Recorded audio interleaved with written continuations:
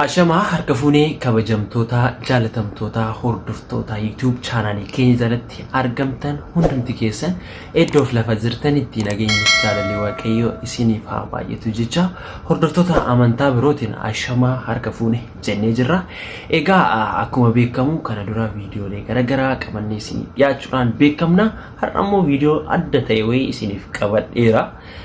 Innis maali jechuun keessaniin oolu viidiyoo kana hamma dhumaatti caqasuudhaani nufaana turtii taasisuu ni dandeessanii. Har'a YouTuberii kan taate maqaa isheen immoo isitti taa'imtu anis akka isinitti hin eegamu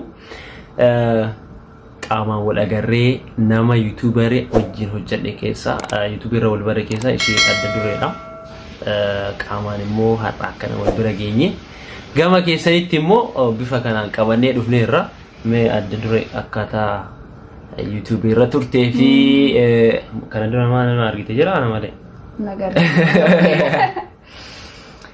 egaa shawaa hordoftoota kabajamtoota channel keenya akkam jirtu channel keenya immoo keenya akkam jirtu nagaa keessani nagaan isiniif haa ta'u. Egaa baga biyya irraa keessa isiniin jechuun jaaladha. Maqaa keenya himachuunis hin barbaachisa ta'e baay'een keessa wal beekna waan ta'eef akkuma wal beeknutti ta'e immoo egaa guyyaa irraa anis obboleessa kee cinaatti argamuudhaaf immoo baay'ee gammadee maaliif hin jennaan warroota YouTubera hojjetu yookiin wajjin dalagaa turre keessaa nama qaamaan argee isaanii jechuudha. Kan jalqabaati ta'u kan lammaffaati laata? Jalqaba. Anna kanaaf like share gochuudhaan nu jajjabeessaa viidiyoo haarallee qabannee dhufuu dandeenya. Sinin jechuun barbaada maaliifini namni tokko viidiyoo barumsa qabu gadhiisutu jira waan hedduu irraa gara barachuutu jira. Kanaaf viidiyoo haga dhumaatitti yoo dhaggeeffattanii waa hedduu irraa barachuu dandeessu. Nutis immoo waan nama gammachiisu yookiin waan nama barsiisuu danda'u waan dhalli namaa walirraa barachuu danda'u fakkeenya wantoota namaaf ta'anii qabannee dhufuu dandeenya. Kanaaf wanti share like gootanii jechuudha. Video kana irratti ilaalletti amma laal maal jedhe wanti haaraalee kan qabannee dhufnu haamileen keenyas hojiidhaaf akka kaka'u yoo isaan video kana subscribe like share yoo godhanii nuti immoo miira keessa seennee baqaallaa waan gaarii waan isin barsiisa jennu qabannee dhufuudhaaf nu kakaasaa jechuudha. Kanaaf gargaarsi keessan nu barbaachisa. Kana duras nu duukaa akka dhaabbataa turtan daganneetii miti haa ta'u malee kan duraarra immoo moor wajjin sa'aatii asfalliganaan sababni isaa namoonni wal fakkaatoo lama wal biratti argamanii YouTuberoonni lama akkanatti wajjin hojjechuun badaam das biloonya dhugaa dubbachuudhaa fi YouTuberoota keessaa baradhee wajjin hojjetaa turre gize live san ta'e bifa garaagaraatiin ishee jalqabaati kan isheen argee na baay'ee gammadee jira. Maaliif namni miidiyaa irratti argitee qaamaan gaafa ol argitu immoo moor baay'ee tokko namatti tola. Bilbilaan onlaayiniidhaan wal beekna qaamaan immoo akkana wal bira geenyee hin beeknu. Fedhii waaqayyootiin immoo har'a wal bira geenyee viidiyoo wajjin hojjetu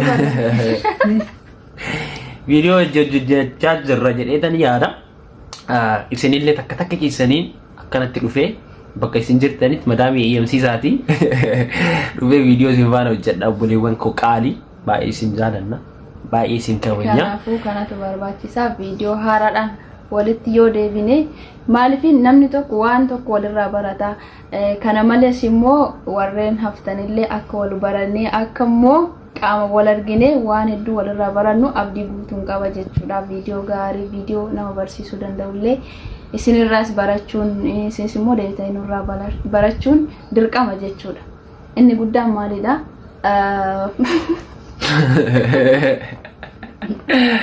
Ay maaliif itti qabee jechuun rakkoo hin qabu. Kanaaf yaadallee harka balleessaa jira argitanii. Yani waa himuudhaaf hankee waan sanillee akka citiidhaan qabii naan jedhee na qonxote itti dhiise jechuudha. Kanaafuu viidiyoo isa lammaffaa irratti wanti haaraan nuti qabannee dhufnullee hin jira jechuudha.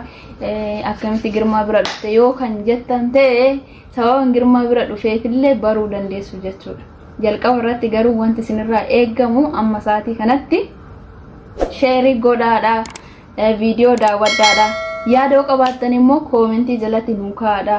Yoommoo sawa girmaa bira maaliif dhufte yoo jettanillee koomentii jalatti gaafii akkasii yoo na gaafattan viidiyoo